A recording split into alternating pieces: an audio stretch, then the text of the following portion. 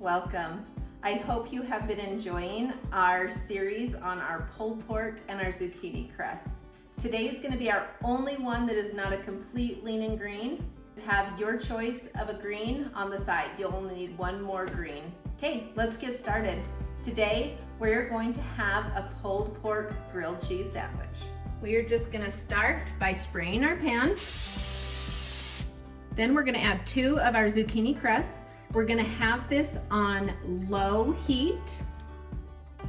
And we're going to add 1 ounce of cheese to each slice. I'm going to go ahead and add about a ½ an ounce on the bottom. Then I'm going to add a total of 1½ ounces of the pulled pork. You can also put 0.75 on each one if you want them to be exact.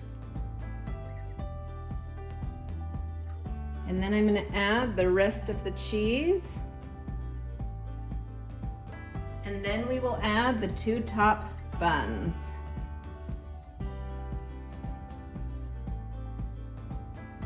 And we're just going to let those cook until the cheese is melted, and then we're going to go ahead and flip those and do the other side.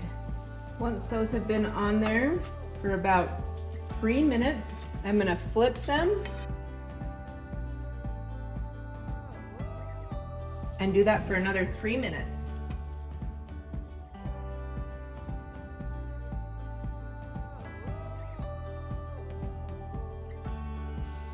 And those are ready to eat.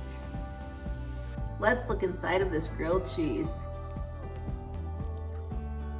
Oh, that looks amazing. And that is our quick and easy pulled pork grilled cheese.